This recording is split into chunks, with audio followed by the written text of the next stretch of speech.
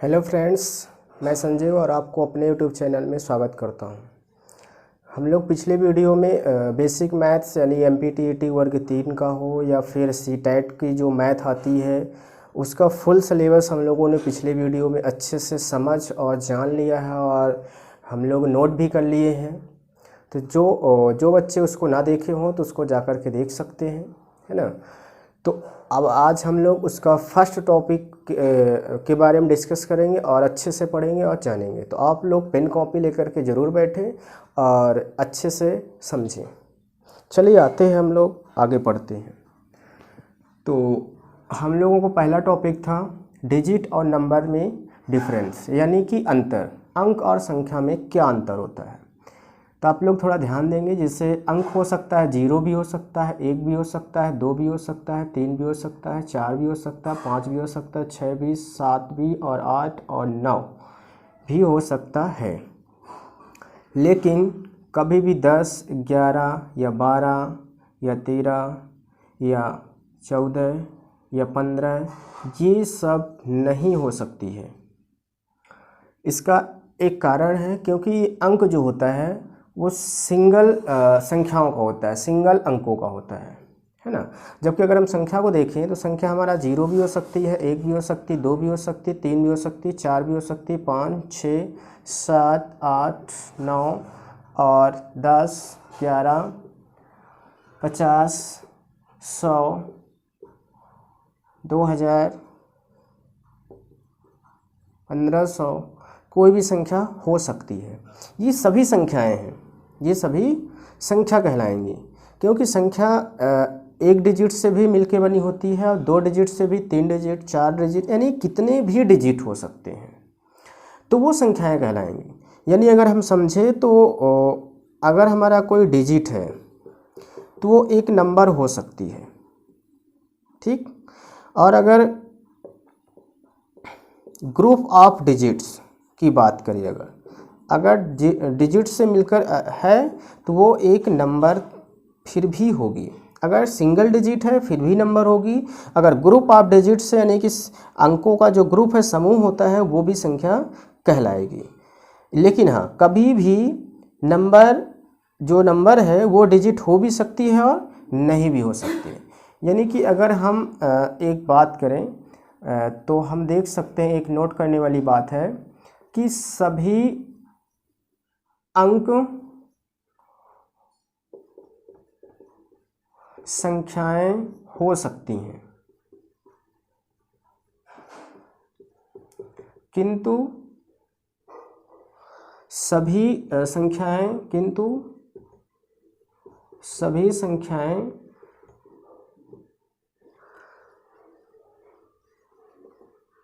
अंक नहीं हो सकती है। यानी कि जितनी भी डिजिट्स होती हैं वो सभी नंबर हो सकती हैं, लेकिन सभी नंबर से डिजिट नहीं हो सकती। लेकिन हाँ, इसमें ये नहीं कहा गया कि कोई भी संख्या अंक नहीं हो सकती है, कोई भी नंबर से डिजिट नहीं हो सकती है, क्योंकि आप लोग देख रहे हैं 1 से लेकर 9 तक में संख्या में भी वही चीज़ है और यहाँ पे अंक भी वही है। यानी कि ये जो 1 से 0 से 9 तक संख्या होती है तो अंक हो सकती है, और अंक भी जो 1 से 9 तक होती है वो भी संख्या हो सकती है, लेकिन आगे होती ही नहीं है तो कोई चांस ही नहीं। यानी कि हम कह सकते हैं टोटल अंक जो होते हैं डिजिट वो संख्याएं हो सकती हैं, लेकिन टोटल संख्या डिजिट्स नहीं हो सकती है। अगर इनकी बात करें, आप लोग सोच रहे होंगे कि इनमें भी डिजिट होती है। हम लोग जैसे लेते हैं, अगर एग्जाम्पल के तौर पे अगर लिखा हुआ है 153 लिखा हुआ है तो इसमें अगर डिजिट से बोला जाए तो इसमें 3 डिजिट है, ठीक। अगर इसमें संख्या बोला जाए तो इसमें एक ही संख्या है, यानी एक ही नंबर है। अब देखिए, इसमें 3 को भी डिजिट पढ़ा जाएगा, 5 को भी पढ़ा जाएगा और 1 को भी पढ़ा जाएगा, लेकिन ये संख्या टोटल 153 ही होगी। जैसे हम अगर देखें तो 1 भी यहाँ डिजिट है, 5 भी है और 3 भी है, लेकिन संख्या हमारी टोटल 1 ही होगी। यानी कहने का मतलब है, हमने यहाँ पे पहले ही बता दिया कि ग्रुप ऑफ डिजिट्स, अगर डिजिट यानी कि अंकों का जो समूह है वो नंबर हो सकता है ऑलरेडी। तो इसमें आप लोग समझ गए होंगे कि जो हमारा सिंगल अंक होते हैं वो डिजिट यानी अंक होते हैं, और हमारी जो टोटल एक नंबर बनती है वो एक नंबर हो गई।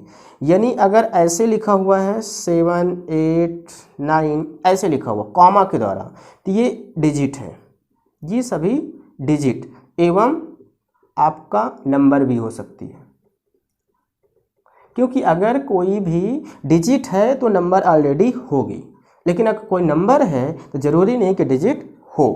यानी कि अगर हम यहाँ पे इसको कॉमा हटा दिया जाए तो ये फिर ओनली नंबर ही होगी, यानी कि ये आपकी संख्या ही होगी, डिजिट इम्पॉसिबल है, डिजिट नहीं हो सकती है। तो आई होप कि आपको समझ में आ गया होगा डिजिट और नंबर में डिफरेंस, अंतर क्या होता है। तो ये आपको ध्यान रखने वाली बात है, ये आपको नोट कर लेना है। ये परिभाषा यानी कि सभी अंक संख्याएं हो सकती हैं, लेकिन किंतु सभी संख्याएं अंक नहीं हो सकती हैं। और डिजिट इक्वल नंबर, यानी टोटल डिजिट जितने भी डिजिट होंगी नंबर होंगी, और ग्रुप ऑफ डिजिट से जो होगा, डिजिट का अंकों का जो समूह होगा वो नंबर होगा, है ना। लेकिन सभी नंबर्स डिजिट नहीं हो सकती है। ठीक, अब हम लोग बात कर लेते हैं, कुछ संख्याएं होती हैं जो मेन होती हैं, बेसिक तौर पे कम से कम 6 से 7 प्रकार होती हैं। तो मुख्य हम संख्याओं के प्रकार भी पढ़ लेते हैं और उनके डिफिनीशन और विथ एग्जाम्पल के साथ। तो आइए हम लोग देखते हैं। तो हम लोग संख्याओं के कुछ मुख्य प्रकार देख लेते हैं, कौन कौन से मुख्य प्रकार होते हैं जो हमारे बेसिक तौर पे और कंपटीशन लेवल में भी आते हैं, उनको देख लेते हैं। तो आइए हम लोग पहला नंबर देखते हैं, पूर्ण संख्या, होल नंबर। इसको हम W से इंडिकेट करते हैं, दर्शाते हैं। और होल पूर्ण नंबर जो पूर्ण संख्या होती है यानी होल नंबर, वो क्या होती है। तो होल नंबर बेसिकली क्या होती है कि 0 1 2 3 4 5 6 7 8 9।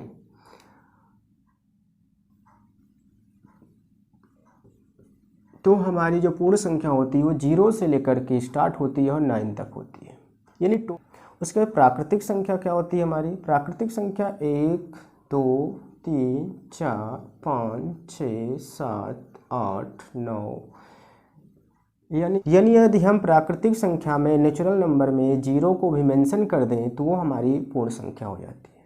यानी यहाँ से एक बात आपको नोट करना है, अब ये पेपर में आता है कि क्या सभी होल नंबर नेचुरल नंबर हो सकती है या सभी नेचुरल नंबर होल नंबर हो सकती है। तो यहाँ पे ये ध्यान रखें कि इसमें देखिए 0 एक्स्ट्रा है, जब 0 एक्स्ट्रा है तो सभी, जब अगर पूछा जाए कि कुछ होल नंबर यानी कुछ पूर्ण संख्या प्राकृतिक संख्या हो सकती है, यस। अगर कहा जाए कि सभी पूर्ण संख्याएं प्राकृतिक संख्या हो सकती है, नो, क्योंकि यहाँ पे 0 जो हमारा है 0 वो एक्स्ट्रा है होल नंबर में, इसीलिए सभी पूर्ण संख्याएं प्राकृतिक संख्या नहीं हो सकती है, लेकिन सभी प्राकृतिक संख्याएं होल नंबर हो सकती हैं। तो यही एक डिफिनेशन, यानी ये जो हमारा कॉन्सेप्ट है ये कंपटीशन लेवल पे आता है और छोटी कक्षाओं में भी रहता है। तो इसको हम यहाँ पे समझ सकते हैं, लिख सकते हैं कि सभी पूर्ण संख्याएं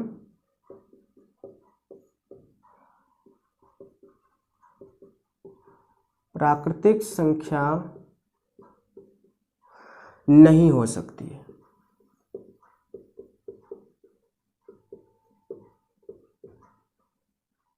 किंतु सभी प्राकृतिक संख्याएं पूर्ण संख्या हो सकती है।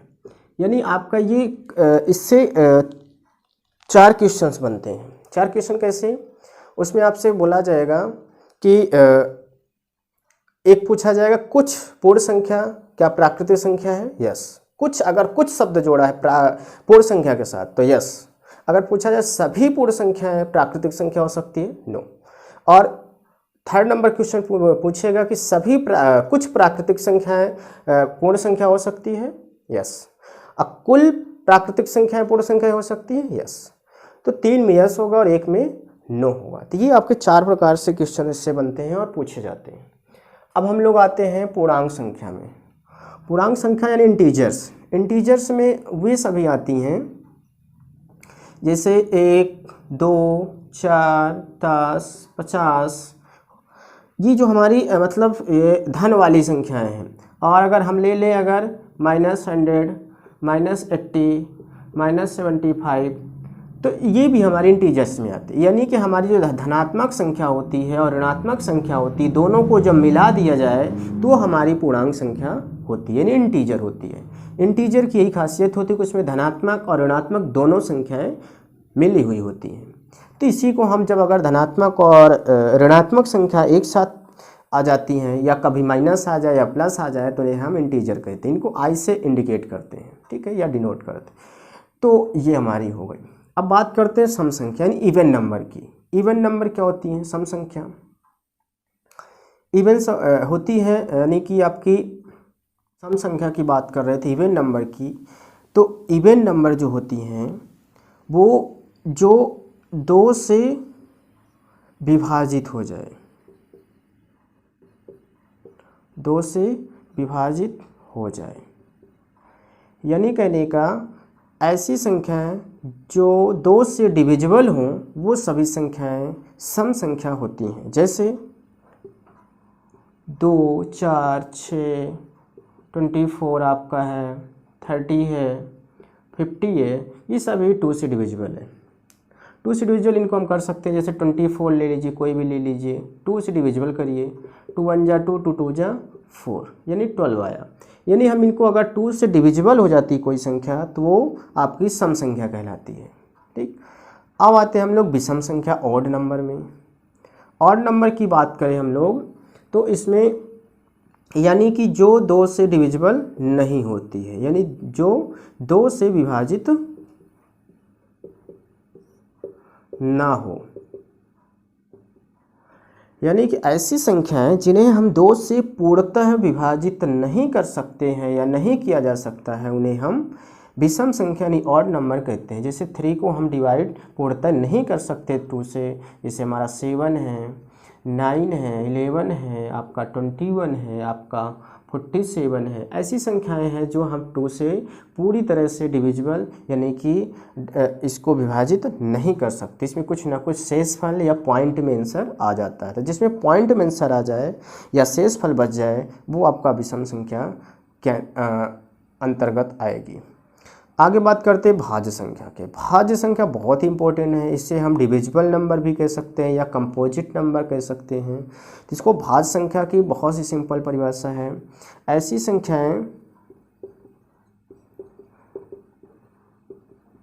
संख्याएं जिनके गुणनखंड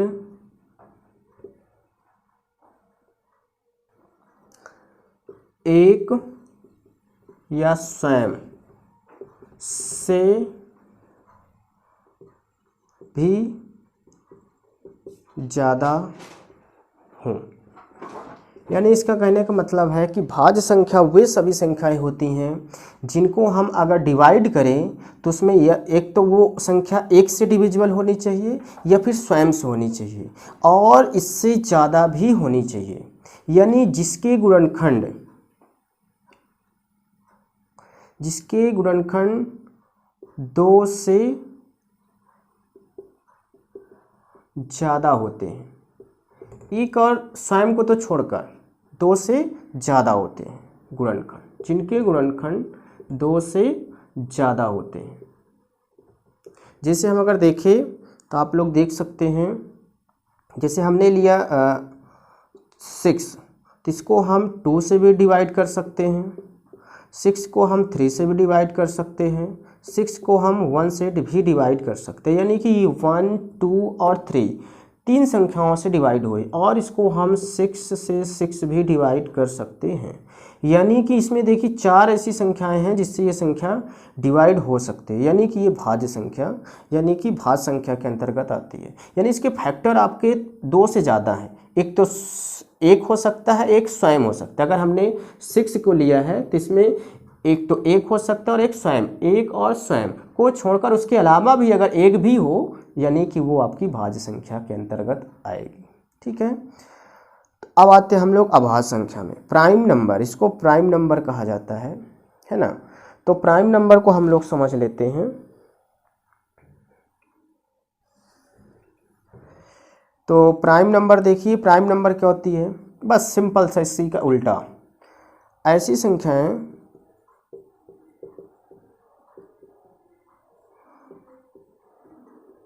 जिनके फैक्टर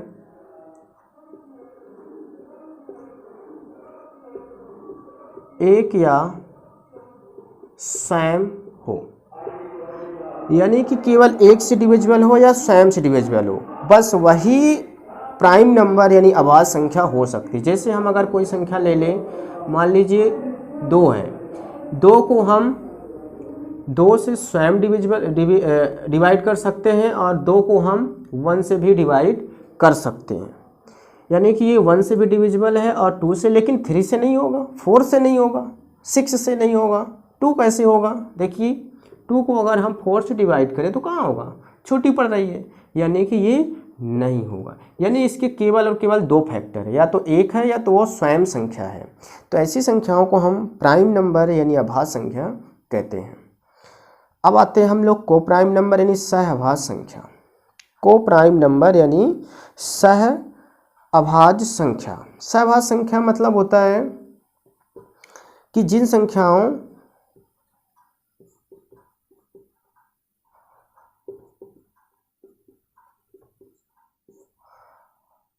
जिन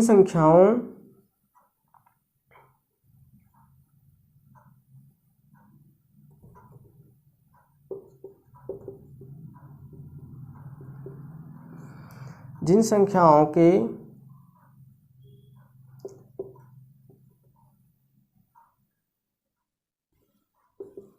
HCF केवल 1 हो, केवल 1 हो, यानी सहअभाज्य संख्या यानी को प्राइम नंबर होते हैं जिन संख्याओं के HCF निकालने पर केवल एक आंसर आता हो, एक, वो हमारी क्या होती है, सहअभाज्य संख्या होती है। वो क्या होती है, सहअभाज्य संख्या होती है, यानी को प्राइम नंबर। जैसे हम देख सकते हैं, जैसे अगर हम इनको एग्जाम्पल लें, कौन से हो सकते हैं, जैसे 2 3 4 5 11 9, ये हमारी सभी क्या है, को प्राइम नंबर। जैसे 3 और 2 का अगर हम HCF निकालते हैं तो कोई भी जोड़ा नहीं बनेगा, और जोड़ा नहीं बनेगा तो यानी उनका HCF 1 आएगा। 4 5 का भी कोई भी पेयर नहीं बनने वाला है, इसलिए इसका HCF 1 आएगा। 11 और 9 का भी कोई फैक्टर ऐसा नहीं है जो मैच करेगा, यानी इसका भी HCF 1 होगा, यानी ये हमारा सहअभाज्य संख्या है। ठीक। परिवर्ती संख्या क्या होती है, परिवर्ती यानी कि चेंजेबल जो नंबर होती है, जो चेंज हो जाती है, चेंज हो जाती है, यानी कि इसमें हम अक्सर क्या करते हैं, इन संख्याओं में +1 करने पर अगली संख्या प्राप्त होती है। यानी हम अगर कोई संख्या ले लें 5, इसमें फिर हम 5 + 1 यानी जो 6 आया, ये आपकी परिवर्ती नंबर कहलाएगी। किसकी परिवर्ती संख्या कहलाएगी, 5 की, यानी 5 की परिवर्ती संख्या क्या हुई, 6, है ना। परिवर्ती यानी कि परिवर्तन होके, यानी कि परिवर्ती में एक आगे होता है। अब पूर्ववर्ती भी संख्या हम लोग अगला पढ़ेंगे, तो पूर्ववर्ती में यानी पूर्व की, यानी कि पहले की, पूर्ववर्ती यानी एक संख्या पहले की, और परवर्ती एक संख्या बाद की। ठीक है। तो हमारी जो परिवर्ती संख्या उसमें एक प्लस किया जाता है, चाहे वो इंटीजर नंबर ही क्यों ना हो। इंटीजर नंबर कहने का मतलब चाहे वो प्लस में हो या फिर माइनस में हो, उससे हमें कोई फर्क नहीं पड़ता है कि वो प्लस है माइनस। अगर प्लस है, जैसे हम लोग अगर माइनस संख्या एक लेके देख लें, तो जैसे हम देखें तो अगर हमने 4 लिया तो इसमें अगर एक प्लस करेंगे तो हमारा -3 आएगा, क्योंकि यहाँ पे 4 में 1 माइनस हो जाएगा तो 3 बचेगा और बड़ी संख्या का जो साइन है वो यहाँ पे आ जाएगा। ठीक है। तो यानी कि चाहे वो प्लस में संख्या हो या माइनस में संख्या हो, उससे कोई फर्क नहीं पड़ता है। सिर्फ परिवर्ती यानी एक प्लस करना है, इसका मतलब नहीं प्लस बोल दिया है तो आप प्लस जबरन करो, उसमें क्या है कि अगर माइनस हो रहा तो माइनस करो और प्लस हो रहा तो प्लस करो। अगर वो पॉजिटिव नंबर है, धनात्मक संख्या, तो उसमें ऑलरेडी वो नेक्स्ट संख्या प्राप्त होगी, अगर ऋणात्मक संख्या तो ऑलरेडी वो एक पीछे की संख्या माइनस के साथ प्राप्त होगी। तो ये होती है परवर्ती। तो अगला हम लोग देखते हैं पूर्ववर्ती।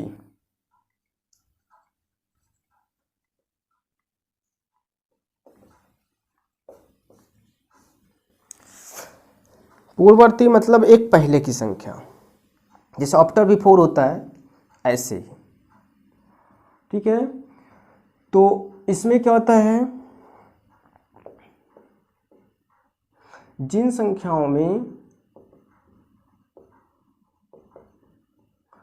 -1 करके प्राप्त किया जाता है, यानी जैसे अगर हम ले कोई संख्या 7, अब इसको हमको हल करना है तो 7 में हम -1 करेंगे तो हमको मिलेगा 6। ये हमारी हो गई पूर्ववर्ती, लेकिन किसकी पूर्ववर्ती होगी, 7 की, ठीक है। अगला ले लेते हैं, अगर हम -8, तो अगर -8 में हम -1 और करेंगे तो क्या हो जाएगा, माइनस माइनस सेम है साइन है तो प्लस हो जाएगा, तो 8 1 1 9, तो लेकिन बड़ी संख्या का साइन आएगा, तो ये आपका पूर्ववर्ती, ठीक है। तो पूर्ववर्ती और परवर्ती निकालते समय धनात्मक और ऋणात्मक, पॉजिटिव और नेगेटिव नंबर्स का ध्यान रखना पड़ेगा। नेगेटिव में क्या होता है, उल्टा हो जाता है, और पॉजिटिव में सीधा होता है। तो आपको ही ध्यान रखना है, ये नहीं कि अब उसमें एक संख्या माइनस करना है तो आप इसमें भी -7 कर दो, नहीं, गलत है। ये बच्चे अक्सर करते हैं, तो इसको आपको ध्यान रखना। इसका काम है केवल कहना कि माइनस करो, बाकी आपको सिचुएशन को देख करके उसको सॉल्व करना है। आई थिंक आपको समझ में आया होगा। तो हम अगले नंबर्स की बात करते हैं। तो आइए हम लोग अगली संख्या की बात कर रहे थे। तो अगली संख्या हमारी है परिमेय संख्या, यानी कि रेशनल नंबर। परिमेय संख्या और अपरिमेय संख्या में बहुत सारे और फ्रैक्शन, एक परिमेय संख्या होती है और एक भिन्न होता है। इन दोनों में बहुत ही ज़्यादा डाउट होता है बच्चों को। जो हमारी फ्रैक्शन होती है इनमें बहुत ज़्यादा मतलब सिमिलरिटी होती है, तो मैं थोड़ा समझाने की कोशिश करता हूँ। जैसे जिनको हम, ऐसी संख्या है जिनको हम P/Q के रूप में व्यक्त किया जा सकता, व्यक्त तो हम सबको कर सकते हैं, लेकिन दोनों का कोई उभयनिष्ठ गुणनखंड ना हो, यानी दोनों संख्या जो अंश हो और हर हो। ये हमारी जैसे है, ये अंश हो गया और ये हमारा हर हो गया। अंश मतलब होता है नॉमिनेटर और ये हमारा डिनोमिनेटर हो गया। यानी अगर नॉमिनेटर और डिनोमिनेटर दोनों का अगर हम फैक्टर करें तो कोई भी ऐसा गुणनखंड नहीं होना चाहिए जो मैच करना चाहिए सिवाय एक को छोड़ करके। तो दोनों का कोई उभयनिष्ठ ना हो, ऐसी संख्याओं को हम रेशनल नंबर कहते हैं, ठीक। और रही अपरिमेय संख्या की बात, जैसे देखिए रेशनल नंबर में 1/2, 4/5, 9/7, अगर 1 और 2 का हम फैक्टर करें और इनका HCF निकाले या गुणनखंड निकाले तो कोई भी ऐसा गुणनखंड ना होगा जो मैच करेगा, क्योंकि 1 का 1 हो जाएगा, 2 का 2 हो जाएगा। तो केवल एक ही है जो एक है जो सभी संख्याओं में गुणनखंड जरूर होता है, तो एक को छोड़ करके, ठीक। उनमें कोई भी ऐसा उभयनिष्ठ गुणनखंड नहीं होना चाहिए। जैसे 4/5, 4 का भी 5 से कोई मतलब पेयर ही नहीं बनेगा, और 9 का 7 से कोई पेयर नहीं बनेगा। ऐसे ही -3/7 का कोई पेयर ऐसा गुणनखंड नहीं है जो पेयर बना सके। तो ये हमारी क्या हो गई, रेशनल नंबर हो गई। और इसमें एक बात ध्यान रखना, P और Q दोनों पूर्णांक संख्या हो गई, दोनों पूर्णांक संख्या। पूर्णांक संख्या भी हमने बताया आपको कि या तो माइनस हो सकती है या तो प्लस हो सकती है, ठीक। वो होनी चाहिए, हमारी पूर्णांक संख्या होनी चाहिए। और हमारा Q बराबर 0 नहीं होना चाहिए, यानी कि इसके बटे हम डिनोमिनेटर को कभी भी 0 नहीं ले सकते। अगर हम 0 लेंगे तो गलत होगा, वो रेशनल नंबर के अंतर्गत नहीं आएगा। तो इसमें आपको मोस्टली कितनी बातें ध्यान रखना, P/Q के रूप में तो भिन्न को भी रखा जा सकता है, तो ये सेम बातें हैं। सिर्फ अंतर क्या है, इसमें कोई उभयनिष्ठ गुणनखंड कॉमन फैक्टर नहीं होगा। और इसमें आपका पॉजिटिव नेगेटिव दोनों प्रकार की संख्या रखी जा सकती है, क्योंकि पूर्णांक में दोनों आती हैं। और कभी भी Q को हम 0 नहीं ले सकते हैं। ये हमारी रेशनल नंबर हो गई। आते हैं अपरिमेय संख्या, इरेशनल नंबर में, जिनको हम P/Q के रूप में व्यक्त नहीं कर सकते मतलब उनको हम P/Q यानी नॉमिनेटर डिनोमिनेटर में व्यक्त नहीं कर सकते। कैसे नहीं कर सकते, जैसे इसमें बच्चों को बहुत डाउट्स होता है कि करणी, करनी में तो सवाल हम ऐसे भी लिख सकते हैं, जैसे अगर हम लिखने की कोशिश करें √6 √4, अब जैसे हमने लिख दिया। अब करणीगत संख्या देखें बच्चे और कह दीजिए कि इरेशनल नंबर, लेकिन गलत है। करणीगत वाली वो संख्याएं जिनका वर्गमूल पूर्णांक में आए, वो हमारी इरेशनल नंबर नहीं हो सकती। जैसे हम इसका अगर हम निकालें तो इसका 2 निकल आएगा बाहर, यानी ये हमारी रेशनल नंबर है, ये हमारी रेशनल नंबर है, ना कि हमारी इरेशनल नंबर है। लेकिन इसका हमारा वर्गमूल जो निकलेगा वो पॉइंट में आएगा, तो ये हमारी इरेशनल नंबर है। इसका भी हमारा मान होता है ना। तो ये 22/7, तो 22/7 को जब हम डिविजिबल करेंगे, डिवाइड करेंगे, तो वो 3.141 आता है। ऐसे और डैश डैश आगे संख्या रहती है। तो ये हमारी क्या है कि दशमलव में आ रही है, और ये √5 का मान भी हमारा दशमलव में ही आएगा, √3 का मान भी दशमलव में आएगा। तो जिनका आंसर यानी दशमलव में आता है, यानी कि जिनको हम फैक्टर यानी बाहर नहीं निकाल सकते करनी से, जिनको हम बाहर करनी से बाहर नहीं निकाल सकते, और निकालने के बाद अगर वो पूर्णांक संख्या नहीं है, वो दशमलव संख्या है, यानी वो इरेशनल नंबर में आएगी। क्लियर? तो आपको करनी में भी देखना है, करनी में अगर वो बाहर निकल करके एक पूर्णांक संख्या बन रही है, मतलब वो इरेशनल नंबर नहीं हो सकती है। ठीक, आई होप कि आपको संख्याएं लगभग ये मुख्य संख्याएं थी, होती तो और सारी भी संख्याएं हैं, इनको मिला करके भी बताई जाती हैं, लेकिन ये मुख्य थी। जो भी टॉपिक अगर संख्याएं बाकी होंगी और भी जानना होगा तो कमेंट्स बॉक्स में आप कमेंट जरूर कीजिएगा, मैं उसको एक सेपरेट वीडियो में बना करके ज़रूर बता दूंगा, है ना। तो ये रहा हमारा पहला टॉपिक, और हमने इसको सीखा, अच्छे से सीखा और प्रैक्टिस किया। आई होप कि आप एक बार पुनः इसको बार बार देखिएगा, जिससे कि आप अच्छे से सीख सकें। और अगले टॉपिक में हम कल मिलते हैं नेक्स्ट वीडियो में, तब तक के लिए जय हिंद।